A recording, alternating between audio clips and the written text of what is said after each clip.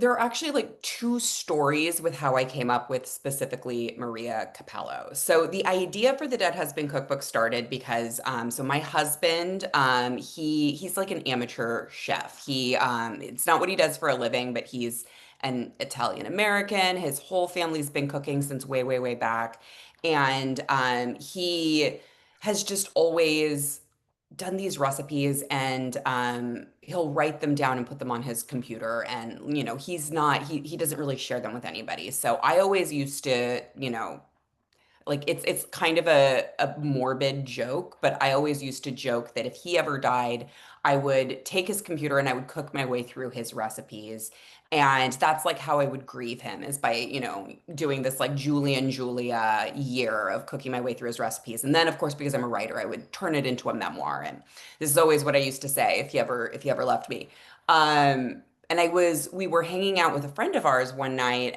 She's also a writer. She's also a horror novelist, and she's also an editor who edits horror novels and thrillers. And I was telling her this plan that I have for when he died.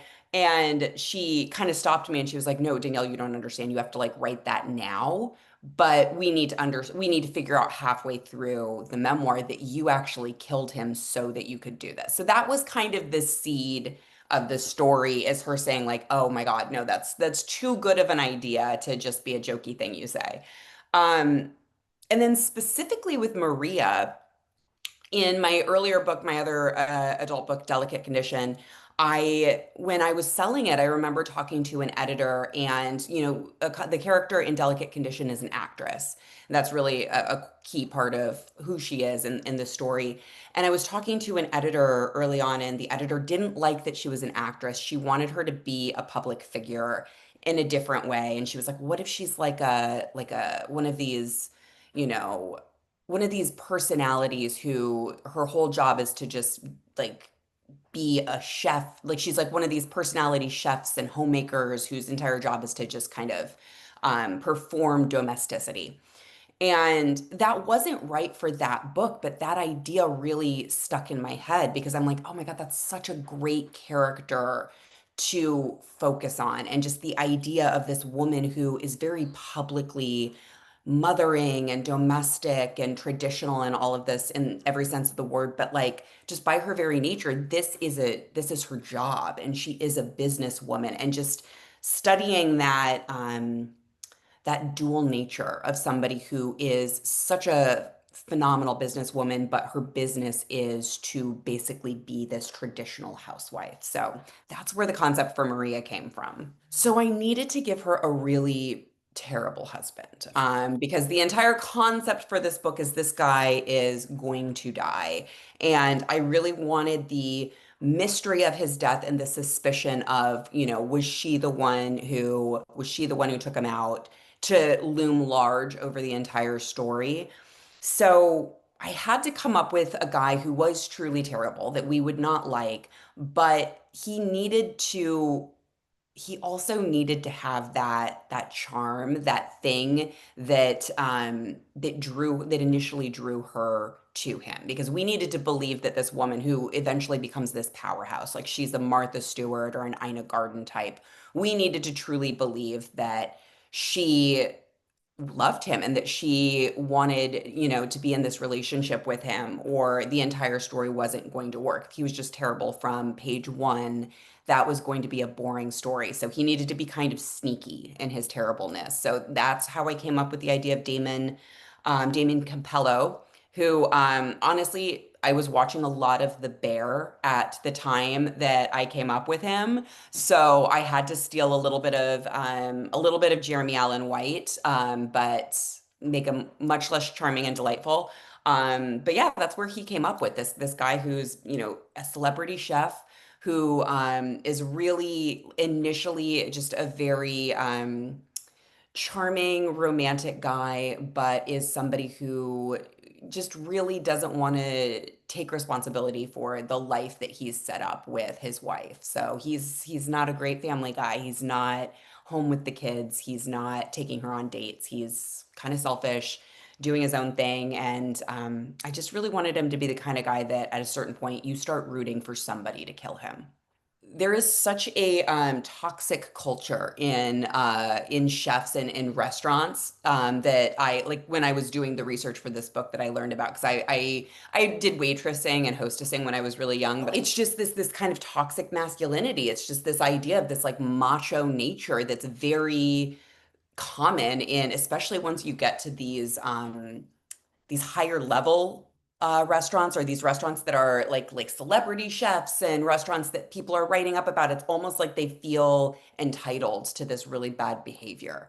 I find it just I always love kind of digging into these different industries and seeing how they work when I'm writing about characters who have jobs that are, not being a writer, which is basically all I've ever done. But yeah, it's bananas to me just the way that they are like kind of entitled to do this. They feel entitled to do this because of their genius, because they are being told by so many people that they're so brilliant that they just, I don't know, they just feel this entitlement to treat other people like garbage. This is actually the only other, I say I've only ever been a writer just a minute ago, but this is the only other industry I've worked in is I worked in publishing for about 5 years before I left to just write full time. And it was something I always wanted to explore is just how weird the publishing industry is and all of these little details that I remember from working in the industry that I've just never been able to do anything with. So one of the things was, Thea works in a smaller indie press, and that's kind of how I got my start as interning at these smaller indie presses out in Seattle, which is where I went to college. And they just run differently than the bigger ones, because they're so much more starstruck. It's so much less likely for some of these houses, not all of them. Some of them are, book is actually being published through Source Books, which is the biggest indie press, and they're less like this. But if you get to some of the smaller ones, they just don't have the budget to go after these like huge celebrity writers. So I had a lot of fun kind of imagining how they would handle somebody like Maria Capello, who is just this like A-list, been famous forever, coming in and making these truly just off the wall demands of their editors, like how they would like deal with that. That was a really fun scene to kind of come up with.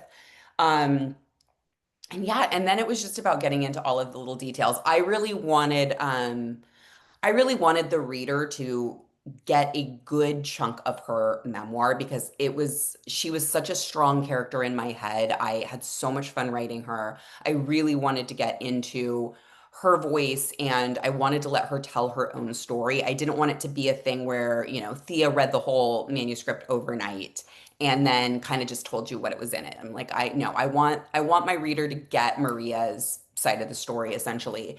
And so then it just kind of became a trick of like, okay, well, how can I get her to dole out these chapters one by one? Because that is not how writers work generally.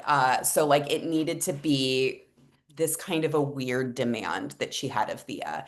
And I actually, a million years ago when I worked at I was an assistant at a literary agent's office. And he did have one writer. She was a fairly famous writer who the only way she could write a book was she would write a chapter and send it to him every week. And that's kind of what I had in my head when I was coming up with like, how can I get Thea to read these chapters a little slower? I'm like, well, what if Maria's just like, okay, I'm only going to give you one at a time, and then you have to read them one at a time, and it forces her to slow down and really sit with the story and think about the story.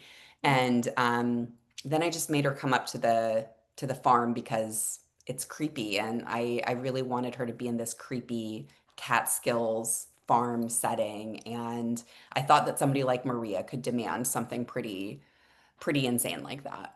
The premise that she gives for why she wants Thea to edit her work is that Thea she's made a big mistake at work and I'm completely losing the cliche phrase that I wanted to use here, but she's on thin ice. There we go. She's on thin ice at work.